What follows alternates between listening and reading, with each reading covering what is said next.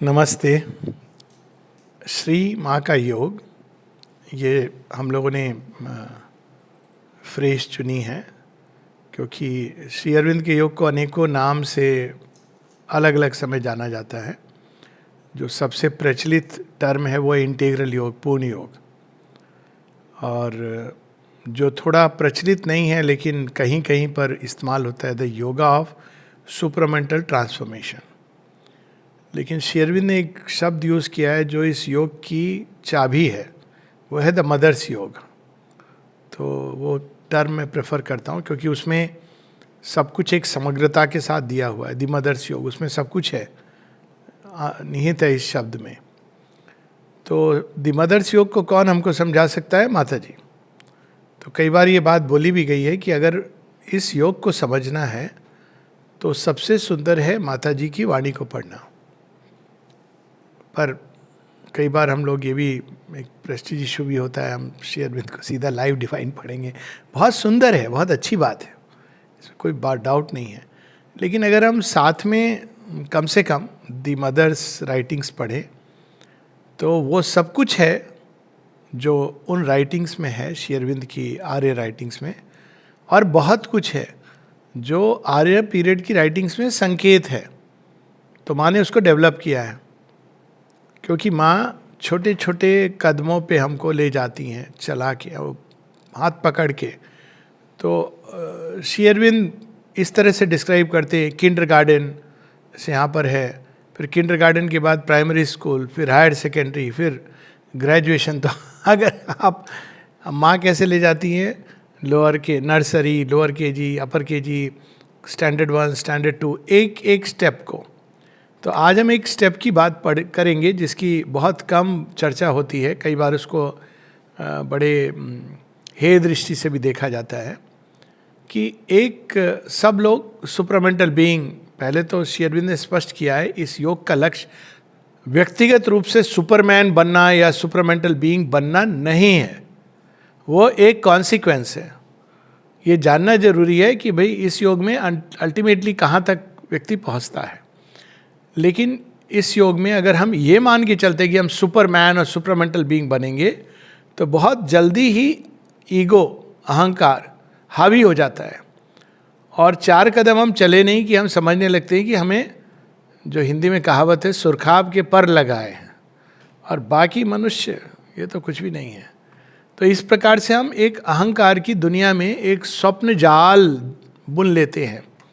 यहाँ तक कि मन और प्राण इतने छलावा होते हैं कि वो इस तरह से एक जाल भी बुन सकते हैं। श्री अरविंद इसको बताते हैं इंटरमीडिएट जोन, जिसमें प्रवेश करके लगता है हाँ हमको तो अब वो सारे अनुभव हो रहे हैं जो सुपरामेंटल और बीइंग और सुपरमैन के हैं। और बहुत जल्दी ही व्यक्ति स्वयं को धोखा देने लगता है। तो इसीलिए इस योग में वो कदम, वो एक लक्ष्य नहीं, वो एक परिसमाप्ति है। लेकिन लक्ष्य क्या है? दिव्य चेतना में उठना, दिव्य चेतना में जीना, दिव्य चेतना में श्वास लेना। और वास्तव में दिव्य जीवन क्या है? जो दिव्य चेतना के बेसिस पर हम जीवन जी रहे हैं। जब हमारी चेतना दिव्य हो गई है तो हम जो कुछ भी कर रहे हैं वो दिव्य जीवन है, उसका कोई डूज एंड डोंट से संबंध नहीं है। जब श्री राम पेड़ के पीछे से तीर चलाते हैं वाली को, श्री अरविंद का एक एफोरिज्म है, this we know that he acted divinely. अगर आप पढ़ेंगे रामायण में रियली, अगर उस भाव से पढ़े तो आपको ये नहीं लगता है कि उन्होंने गलत किया। ये एक मॉडर्न थॉट है क्योंकि आप ये जानते हो कि वो दिव्य चेतना है, दिव्य चेतना में वो कर्म किया जा रहा है। हालांकि उसको समझाया जा सकता है, ये सारी चीज़ें हैं, परंतु बीच में एक स्टेज आती है दिव्य मानव की तरफ उठने के पहले। एक स्टेज आती है जहाँ से अधिकांश मनुष्य नहीं गुजरे हैं। ये ट्रूथ है, अनफॉर्चुनेट फॉर्चुनेट। और अगर हम विकास की कड़ी में भी देखें तो वो स्टेज आई पहले संसार में, उसके बाद ये स्टेज आई, और वो स्टेज है द एज ऑफ रीज़न। अब ये बड़ी इंटरेस्टिंग चीज़ हो रही है। एक मैं साइड में लेता चलूँ तो लोग कहेंगे हाँ हम रैशनल है, तो लेफ्ट लिबरल थॉट में क्या समस्या है? समस्या अब ये है कि अब हम इस एज से बाहर जा रहे हैं। तो अब ये क्या है? अब ये हमको जकड़ करके पीछे की ओर खींचना चाहता है। तो अब वो एक एक्सट्रीम उसमें ले जा रहा है, वो कल्चर। तो आप देखिए, जब एज ऑफ रीज़न आया था तो उसको एनलाइटनमेंट कहा जाता था कि भाई हम दकियानुसी बातों में, सुपरस्टिशन में, इनमें विश्वास नहीं करेंगे, हर तरह के रीति रिवाज हम इसको नहीं मानेंगे, हम इसको रीज़न की तुला पर तोलना चाहते हैं।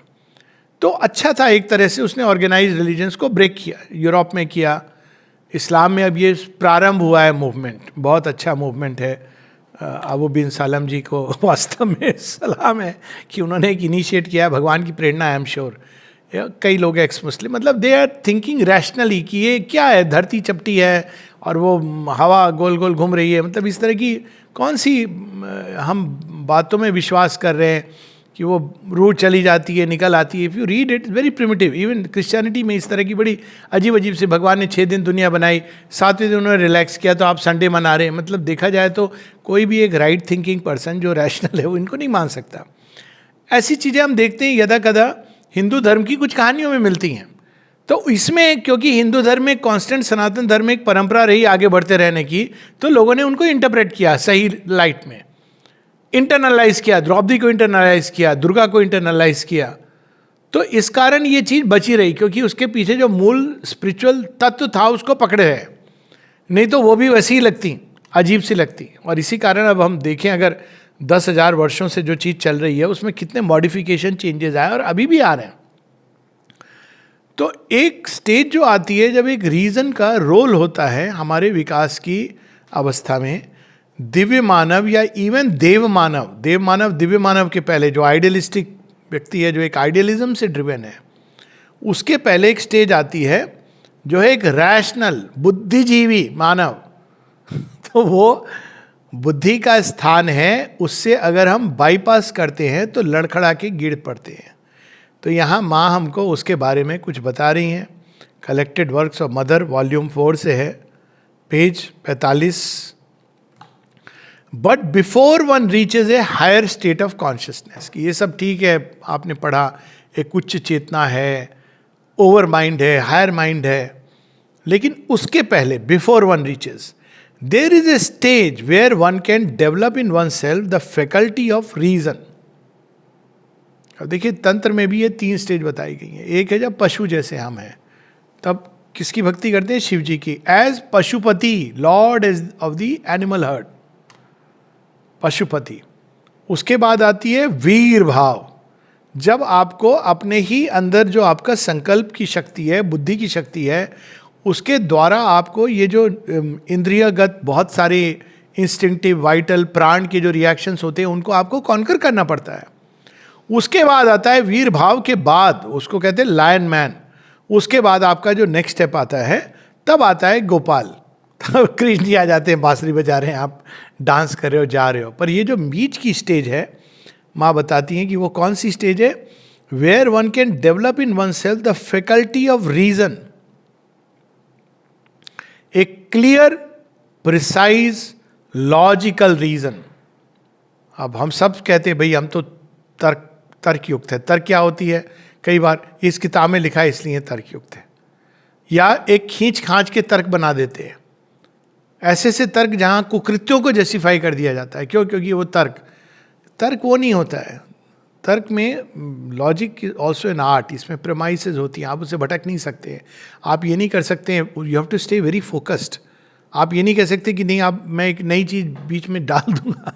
तर्क इस तरह की चीज़ होती है। अगर जब हम शास्त्रों के तर्क को देखें, और दिव्य जीवन की एक जो बड़ी अद्भुत बात है कि, और श्री अरविंद की राइटिंग्स इन जनरल, हमारा आध्यात्म विकास, आत्म विकास, ये सब तो होते ही हैं, हमारी तर्क शक्ति भी बहुत विकसित होती है। क्लियर रीज़न, आप देखेंगे श्री अरविंद किसी चीज़ को नकारते नहीं हैं, उस चीज़ को सब तरफ, जैसे वो एक ऐसे शिल्पी की तरह जो भीतर से किसी मूर्ति को गढ़ रहा है, वो ऐसे ऐसे ऐसे प्रोब करते करते उसको ले जाते हैं जहाँ वो अपने परफेक्ट पॉसिबल शेप को प्राप्त होती है। तो यहाँ पर क्लियर, प्रिसाइज, लॉजिकल रीज़न। अब प्रिसाइज रीज़न के बहुत सारे, एक जगह माँ बताती भी हैं, एंटीथीसिस, एंटीथीसिस। अब एक व्यक्ति था जो आवाज़ सुनने लगा था श्री अरविंद की और मानने लगा। बहुत बार ये सुनता हूँ, आज भी मैंने सुबह किसी को सुना, मदर इज़ गाइडिंग मी। अब मेरा मन करता है ऐसी चीज़ें मत बोलो, ये तुम्हारे माँ के बीच की बात है। You can't use this is justification. क्यों? क्योंकि उनको कुछ चाहिए, तो वो क्या कहा जा रहा है, मदर इज गाइडिंग मी, माँ की प्रेरणा से मैं आपके पास आया हूँ। अच्छा, उसको भी छोड़ दो ना, माँ उनको उसको भी प्रेरणा देंगी। अगर ये सच में माँ के काम होना है तो मदर विल गिव द प्रेरणा, लीव इट टू हर, वो सरेंडर नहीं है। तो पर साथ में ये भी कहा जा रहा है कि मैंने सरेंडर कर दिया है। तो ये बिकॉज हमारे अंदर रीज़न का एक प्रेसिशन, ये हमको योग में बहुत सहायता करता है, दिखाता है कि भैया तुम सरेंडर कह रहे हो, तुमने किया नहीं है सरेंडर। तुम कह रहे हो कि मैं ईगोलेस हूँ, फ्री हूँ, लेकिन तुम्हें खाना नहीं मिल रहा है तो तुम इतना उछल रहे हो, क्रोध हो रहे हो। और अगर कोई पूछ रहा है कि तुम क्यों क्रोधित हो रहे हो श्रीमान योगीराज, दुर्वासा ऋषि आ गए हैं लगता है, तो कहते हो अच्छा हमें दुर्वासा बोल रहा है। नहीं, हम जो कह रहे हैं सही। कई बार आपको देखने को मिलता है, कभी कभी लड़ाई हो रही किस चीज़ के ऊपर, आपने सेलफोन को स्विच ऑफ पूरा किया है कि नहीं, उसके ऊपर बाहर लड़ाई हो रही है। अरे भाई, आप लार्जर कंटेक्स्ट देखो ना, वो जा रहा है कोई, उसको शांति से जाने दो, दिखा रहा है स्विच ऑफ हो गया, आप उसमें दिखाना, ये तो अभद्र चीज़ है। कई ऐसी चीज़ें हैं जो हम लोग एक रैशनल वर्ल्ड में नहीं करते हैं, क्योंकि उसको हम अभद्र मानते हैं। आप कहीं पर भी जाइए, अब मैं इसको एक एग्जाम्पल इसलिए ले रहा हूँ कि हम ये नुएंसेस ज़रूरी हैं, ये रैशनल वर्ल्ड से हम लोगों को मिलते हैं। आप एयरक्राफ्ट में जाते हैं, क्या कह दिया जाता है कि आप कृपया अपने मोबाइल को एयरप्लेन मोड में डाल दें, है ना। मान लो कोई एयर होस्टेस बार बार आके सबको बोले दिखाओ मुझे अपना मोबाइल, आप क्या कहोगे, ये अभद्र व्यवहार है। रीज़न हमको ये सिखाता है कि हम इस तरह का व्यवहार नहीं कर सकते हैं।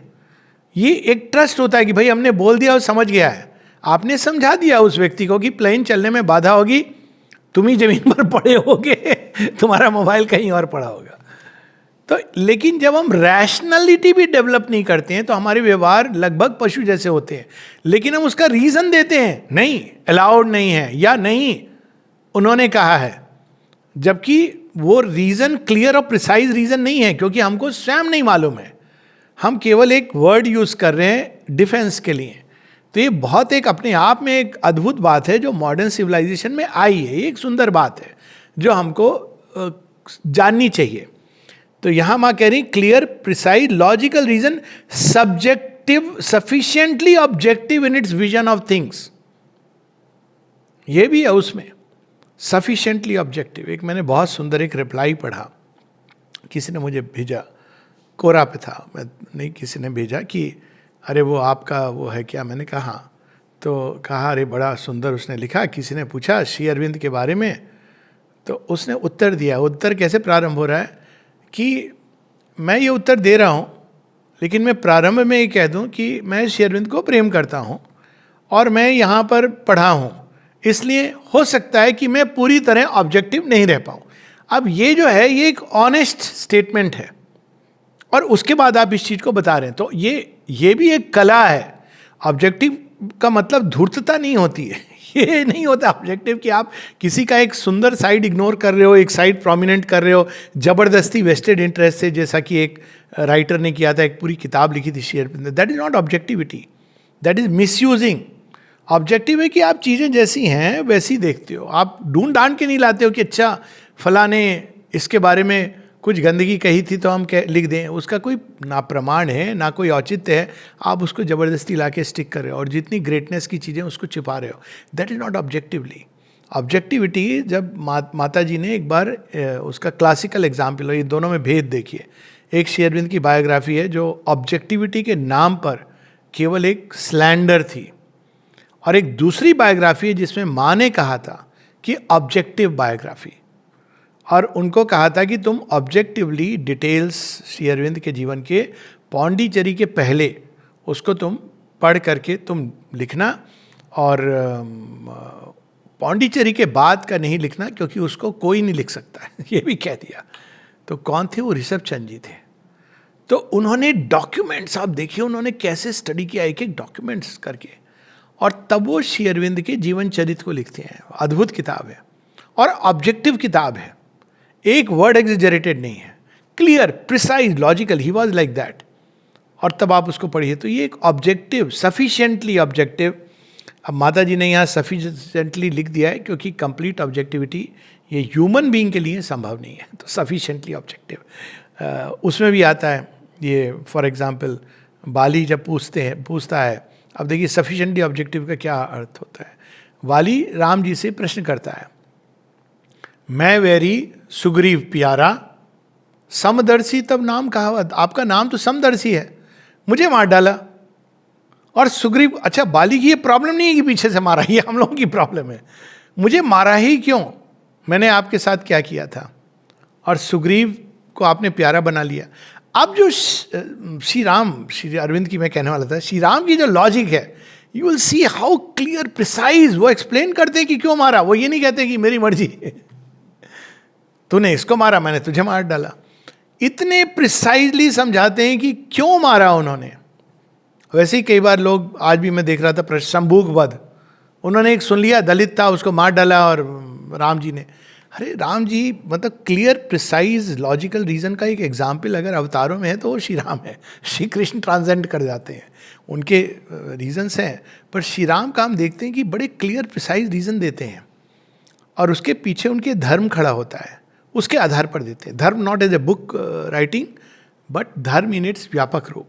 वो एक्सेप्ट क्यों कर रहे हैं किसी चीज़ को, कोई कर्म कर रहे हैं क्यों कर रहे हैं, तो वो सफिशिएंटली ऑब्जेक्टिव। जब राम जी को भेजा जा रहा है वनवास तो यही हो रहा है। शंभूक वध के बारे में वो यही बताते हैं कि देखो एक इसके कारण ये जो जिस प्रकार की जो साधना कर रहा है कि मैं सशरीर स्वर्ग चला जाऊं, इसके अंदर तो अशुद्धि है, पर इसकी साधना के प्रभाव के कारण, और कैसी उल्टा लटक करके तपस्या कर रहा है फोर्सली, तो ये जो प्रयास कर रहा है इसके कारण एक असंतुलन पैदा हो रहा है इस पूरे राज्य में।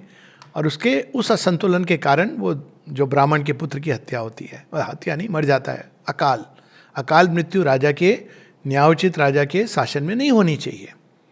तो इस कारण वो उसको, जैसे ही वो देखते हैं कि इसकी मनोकामना क्या है, ये चाहता है कि मैं सशरीर स्वर्ग चला जाऊं, and he is not willing to go through the preliminary processes. और अगर एक व्यक्ति सशरीर जाने का प्रयास करेगा तो somebody has to lose the physical life. It is very interesting story. It is the balance of creation. और तब वो वध होता है। लेकिन अब और राम जी का रीजन बहुत क्लियर और प्रिसाइज है कि क्यों उन्होंने वध किया है शंभूक का। लेकिन जब हम इसको एक सतही तौर पे, तो सफिशिएंटली ऑब्जेक्टिव होना चाहिए। And when one has developed his reason well, all impulses, feelings, desires, all disturbances can be put in the presence of this reason, and that makes you reasonable. पहले reasonable. अब unreasonable क्या होता है? बिना मतलब के रोने पड़ना। unreasonable क्या होता है? आपको हेडेक हो रहा है, डॉक्टर के पास आए, बोले मुझे ट्यूमर तो नहीं हो गया है। अरे भाई कितने कब से दर्द है? सुबह से दर्द हो रहा है या कल से दर्द है। अब अगर आप बोल दोगे माइग्रेन, नहीं माइग्रेन तो नहीं है, अब उसको विश्वास है कि नहीं ये माइग्रेन नहीं हो सकता है, साधारण बीमारी कैसे हो सकती है, मुझे कोई बहुत बड़ी बीमारी होगी। अब ये तो आप लॉजिकली समझाते हो, उसमें वो लूप होल ढूंढता है। तो ये जो होता है जब हम अनरीजनेबल होते हैं तो एक छोटी सी चीज़ को बहुत बड़ा बना देते हैं, ये असंतुलन पैदा करते हैं अपनी सोच में, समझ में। और कई बार जो मुख्य चीज़ें हैं उनको हम गौण बना देते हैं, वो नेग्लिजिबल। जैसे आश्रम में आते हैं, कई बार होता है, लोग कहते हैं ये समस्या वो समस्या, है ठीक है, समस्या सब जगह होती हैं। फिर कभी कभी पूछते हैं फिर आप यहाँ क्यों? कहता मैं इनके लिए थोड़ी आया हूँ भाई, मैं माता जी के लिए आया हूँ, समाधि है यहाँ पर, मेरे लिए तो वही सब कुछ है। तो अब क्या है, वो मुख्य चीज़ है, आप मुख्य चीज़ को ध्यान में रखते हो। आप ये नहीं कहते हो ये प्रॉब्लम वो प्रॉब्लम है, कहीं पर चले जाओ आप, यू विल हैव प्रॉब्लम। कोई ऑर्गेनाइजेशन, कोई आश्रम, कोई जगह परफेक्ट नहीं है, लेकिन यहाँ कुछ ऐसा है एक्स्ट्रा जो कहीं नहीं है। तो ये क्लियरिटी होनी चाहिए रीज़न की कि हम क्यों आए। जो लोग इसलिए आते हैं कि मनुष्य बड़े अच्छे होंगे, थोड़े समय बाद उब जाते हैं और कहते हैं कि गलत जगह आ गए। अरे आए क्यों थे? अच्छा मनुष्य कहाँ मिलता है आपको? आपको बड़े लकी हो तो रीजनेबल लोग मिल सकते हैं, बहुत वो भी रेयर चीज़ है पर मिल जाते हैं। तो यहाँ वहाँ बता रहे रीजनेबल मतलब इम्पल्सेस, उनकी भी एक जगह है, लेकिन यू शुड बी रीजनेबल। माँ कहती है impulses, feelings, desires, all disturbances. अब अनरीजनेबल डिज़ायर क्या होता है? जैसे बच्चा होता है, मुझे तो अभी चाहिए चॉकलेट, चाहिए अभी चाहिए, रात के 12 बज रहे, नहीं मुझे तो अभी चाहिए, पापा आप अभी लेके चलो और मुझे देखना है। अब होता है बच्चों की स्टेज में ये होती है। 1 साल का मेरा बेटा 2 बजे रात को उठ के मुझे समुद्र ले चलो। अब समुद्र उसको कहना नहीं आता था, बोलता है बड़ा पानी, उसका नाम हमने यही दिया था, बड़ा पानी ले चलो। अब रात का 2 बजा है, मैंने कहा चल अब बड़ा पानी। तो आई न्यू कि समुद्र ले जाऊंगा तो ये तो बड़ा लंबा वॉक कराएगा। तो मैंने कहा इधर मुड़ करके प्लेग्राउंड का, वो जो स्पोर्ट्स ग्राउंड, टेनिस ग्राउंड का डोर है जो बंद है, मैंने कहा देखो अभी डोर बंद है। तो कहते हैं नहीं, ही अंडरस्टूड, डोर और बंद नहीं है, ये जबरदस्ती वाला डोर मत दिखाओ, लेके चलो मुझे। मैंने कहा चलो अब इतनी इच्छा है उसकी तो एक बड़ा पानी दिखा लेते हैं। पर अब अगर बड़ा कोई ऐसे बोले नहीं हमको इस समय ये काम करना है, तो आप बोलोगे ना अनरीजनेबल है। बच्चों में वो ठीक है, बाल वृत्ति है, अभी रीजन डेवलप नहीं हुआ है। तो यहां पर मां कह रही है उनको रीजनेबल बनाना। Most people when something troubles them become very unreasonable. अब मां उसके उदाहरण दे रही है। When for example they are ill, they pass their time saying, oh, sorry for dramatizing. Okay, I'll say with a flat tone. Oh, how ill I am. How frightful it is. Is it going to last like that all the time? बड़ा रस लेते हैं, हमको तो corona हो गया, जबकि viral fever हुआ है, किसी ने कोई टेस्ट नहीं किया कोरोना है। कोरोना है ये आप टेस्ट किया है नहीं किया है, लेकिन कोरोना ही है।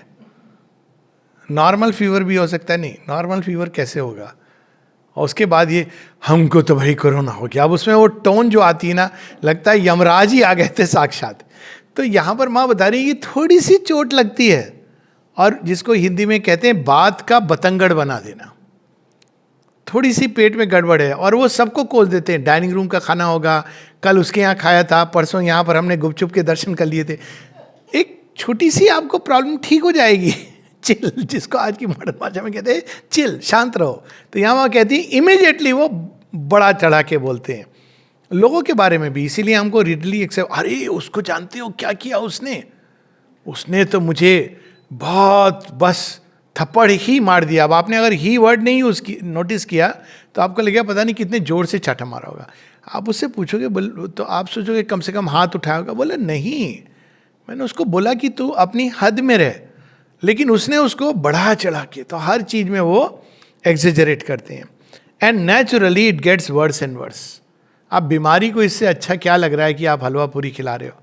कोरोना का स्वागत हो रहा है, भव्य स्वागत।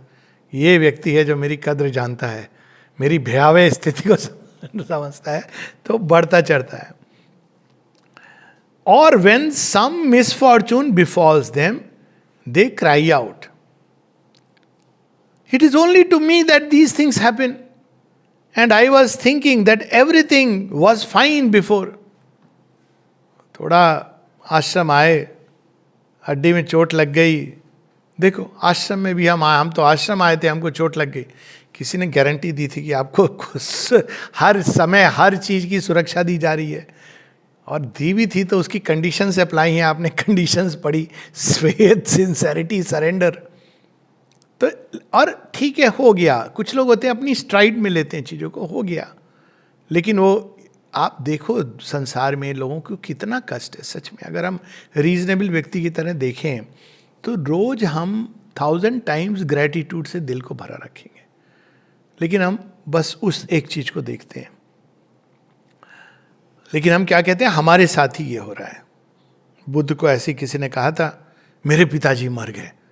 अच्छा, ऐसे पूछते हैं लोग, even 90 year old, 85 year old, मेरे पिताजी क्यों मर गए? अरे भाई मेरे भी चले गए, मैं तुझे क्या समझाऊं। मेरे तो तेरे पिताजी से पहले चले गए, वो 85 में गए, मेरे पिताजी 84 में गए, बैठ के रोए हम दोनों। अब ये देखिए, सॉरो होता है, ग्रीफ होती है, उसको आप अंदर हैंडल करते हो, आप अनरीजनेबल नहीं हो जाते हो।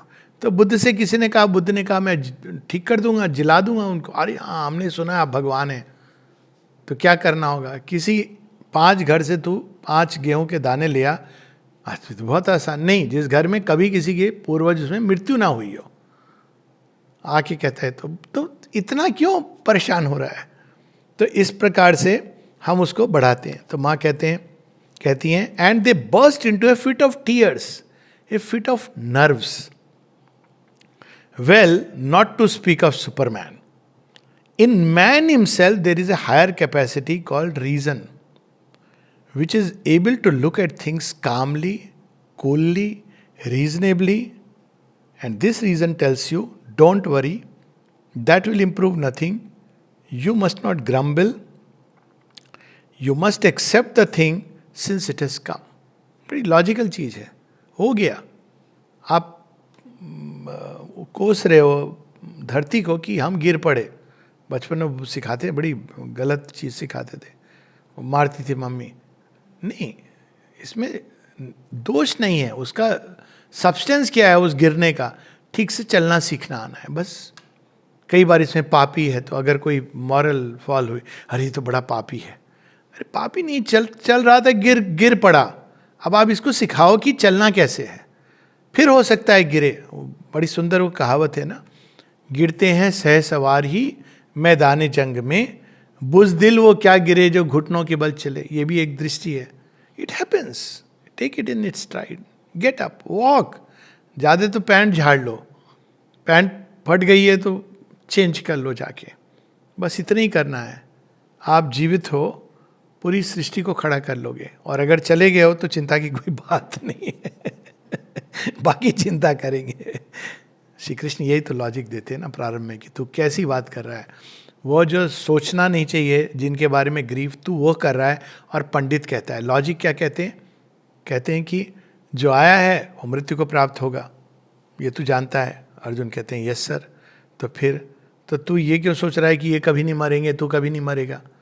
तो इलॉजिकल चीज़ है. तू मारे ना मारे, इनका जब टाइम आएगा तो ये चले जाएंगे. इसमें इतनी बड़ी हंगामा करने की क्या बात है? पहले वो ये बताते हैं. और कुछ कहते हैं कि मरने के बाद जीवन है, तो फिर चिंता क्या. और कुछ कहते हैं जीवन नहीं है, तो फिर चिंता क्या. दोनों केस में कि अगर कुछ नहीं है तो क्या हुआ, फिर आप डस्ट टर्न टू डस्ट. और कुछ कहते हैं कि है, तो फिर प्रॉब्लम क्या है, यू आर इवॉल्विंग. तो ये रीज़न बताता है हम लोगों को. इसके लिए कोई धर्मशास्त्र पढ़ने की जरूरत नहीं. It's pure logic will tell us. Then you immediately become calm. It is a very good mental training. It develops judgement, vision, objectivity, and at the same time it is a very healthy action upon your character. एक case में जानता हूँ, कई ऐसे case जानता हूँ. Snake bite जो किसी को भी अनर्व कर दे.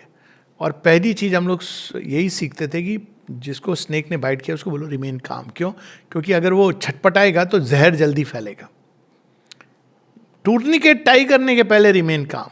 क्योंकि अगर वो काम नहीं है, शांत नहीं है, तो वो एड्रेनलिन निकलेगा, बहुत तेज़ी से हार्ट पंप होगा, हार्ट रेट बढ़ेगी और ब्लड वेसल एक्सपैंड करके ले जाएंगे और जहर फैलेगा. आप शांत रहोगे तो ये सारी चीज़ें, हीलिंग प्रोसेस शुरू होगी. तो एक व्यक्ति को मैं जानता हूँ हमारे मिलिट्री के उसमें, एयरफोर्स में, कि जब काटा किसी सांप ने, जहरीले सांप ने, इसने ना केवल टूनी के बांधा, सांप को भी पकड़ के लाया. तो मैंने कहा भैया तू सांप को क्यों ले आया? डॉक्टर साहब आपको पता चलेगा ना कौन सा जहर है, कौन सा. मैंने कहा बात तो सही है तेरी. ही मेड श्योर कि भाई अब तो काट लिया है, अब ये दोबारा कर नहीं सकता है, और अब मैं इसको साथ में ले चलूं. टूनी के भी बांधा, सांप को भी पकड़ा, ले आया. देखिए ये वाला सांप है. चिंता. मैंने कहा पहले इसको डिस्पोज करो. तो क्योंकि इट इज़ ट्रू दैट कई विनोम स्पेसिफिक होते हैं, आपको पता रहे तो इजी होता है. पर काम है, शांत है, इसलिए आप कर सकते हो कि मुझे क्या करना चाहिए. माइंड एक्टिव है, करेक्ट सोच रहा है. हालांकि ये बड़ा डेंजरस काम है, पर एक फौजी है, उसके लिए कोई ऐसी अनयूजुअल बात नहीं है. डेंजरस काम है, लेकिन एक उसके माइंड ठीक था कि भाई मुझे वहाँ जाके करेक्ट ट्रीटमेंट मिले. डॉक्टर साहब ये ना पूछें, वो पूछेंगे किस सांप ने काटा, तो मैं ले जाता हूँ. तो not that it is to be done. लेकिन ये एक, हम जब शांत रहते हैं तो हम लॉजिकली चीज़ों को देख सकते हैं.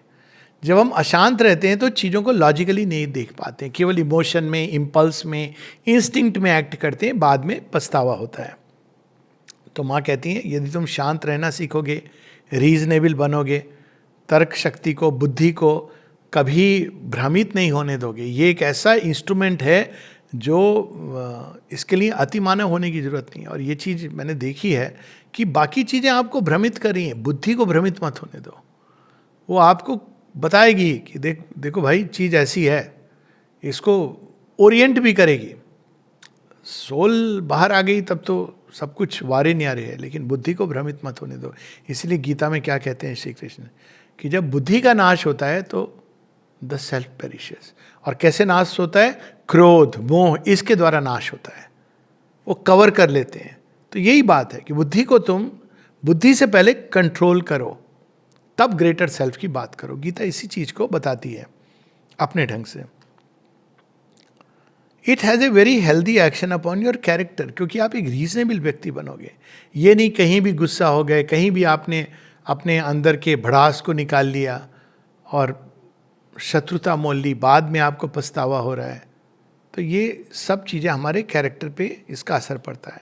It helps you to avoid the ridiculousness of giving way to your nerves and lets you behave like a reasonable person. Reasonable person झगड़ा तो नहीं करता, इतना तो वो समझाएगा, चेष्टा करेगा। हो सकता है बहुत समझाने के बाद उसको हल्का सा पर प्रतिकार भी करेगा, तो झगड़ा करना, अहंकार को लाना, डिजायर्स को के अधीन होकर मुझे पोजीशन दी गई है, ये सब चीज़ें वो नहीं करेगा कोई भी व्यक्ति जो रीजनेबल है। तो इसकी ट्रेनिंग बाहर की जगत में मिलती है। आप किसी भी अच्छे उसमें नहीं जा सकते बिना रीजनेबल हुए। You will be hit back. ये नेचर सिखाती है। माँ कह रही है योग की यात्रा में भी, और अगर इसको हम गीता की योग से जोड़ें तो ये वो स्टेज है जहाँ श्री कृष्ण कहते हैं पहले बुद्धि योग। बुद्धि से तू युक्त रहे, बुद्धि को त्याग मत।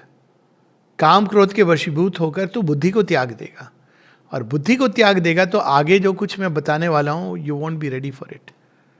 तो बुद्धि योग का जो एक मॉडर्न सेंस में इसका नाम दिया जाता है वो है be reasonable, be discerning, stay calm, look at things rationally, और उसके बाद फिर रिस्पॉन्स जो होगा सही होगा। बुद्धिज्म में भी इसको कहा जाता है।